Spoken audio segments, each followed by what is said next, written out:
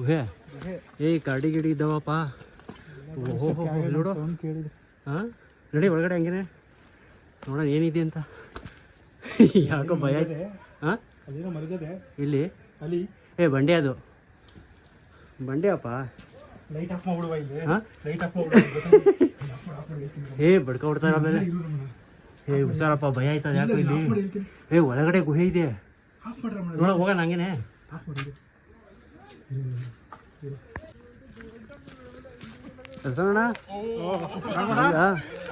ಈ ಕತ್ಲಲ್ಲಿ ಹತ್ತಕ್ಕೆ ಇವಾಗ ಬೆಟ್ಟನ ನೋಡಪ್ಪ ಎಷ್ಟೊಂದು ಜನ ಬರ್ತಾವ್ರ ನಮ್ಮ ಹಿಂದೆ ಎಲ್ಲ.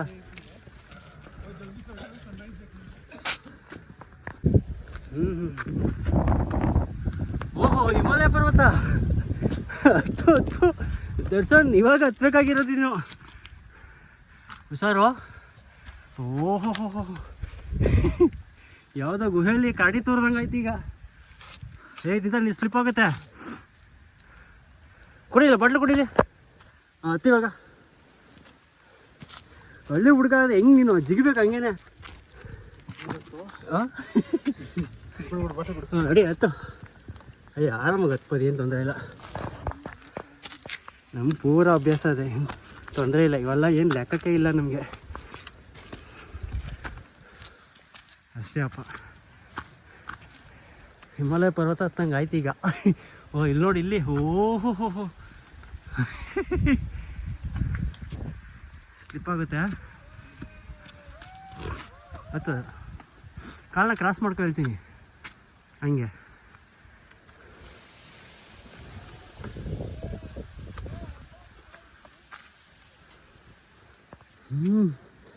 ಎಲ್ಲ ಸಿಂದ ಹತ್ತೋದು.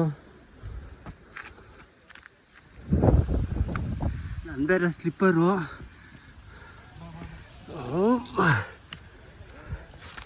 ಅಯ್ಯಪ್ಪ. ಹಾಂ ನಡಿ. ಹಾಂ ಓಕೆ ನಡಿ. ಮಣ್ಣು ಜಾರುತ್ತೆ. ನಿಧಾನ.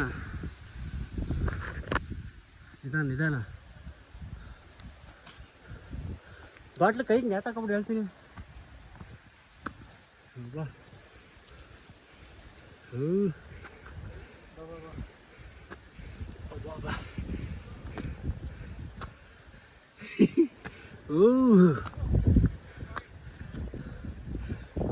ಸ್ಲಿಪ್ ಆಯ್ತಾ ಕತ್ಲೆ ಕಾಣಲ್ಲ. ಏನು ಕಲ್ಲು ಬಂಡೆಗಳು ಜಾಸ್ತಿ ಅವಲ್ಲಪ್ಪ. ಹಾಂ ಕುಮಾರ ಪರ್ವತ ಹೋಲಿಸ್ಲೇ ಬೇಡ ಬಿಡು ಯಾವುದೂ. ಅಯ್ಯಪ್ಪ. ಅಂಥ ಕುಮಾರ ಪರ್ವತ ಎತ್ತು ಬಂದಿದ್ದೀವಂತ. ಇದು ಯಾವ ಮಹಾ ಅಲ್ವಾ. ಇನ್ನೊಂದೇನೋ ಕತ್ಲೆ ಅಲ್ವಾ, ಕಾಣಿಸಲ್ಲ ಅಷ್ಟೇ. ಸ್ಲಿಪ್ ಆಗುತ್ತೆ. ನಡಿ. ಸರ ಗೂಢಚಾರಿ ಕೆಲಸ ಆಯ್ತು ನಮ್ಮದು.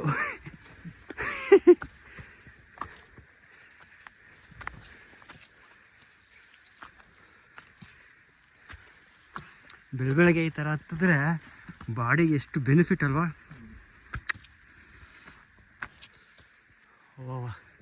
ಚಂದ ಮಾಮ. ಏನು ಕತ್ಲೆ ಏನು ಕಾಣ್ತಾನೆ ಇಲ್ವಲ್ಲಪ್ಪ.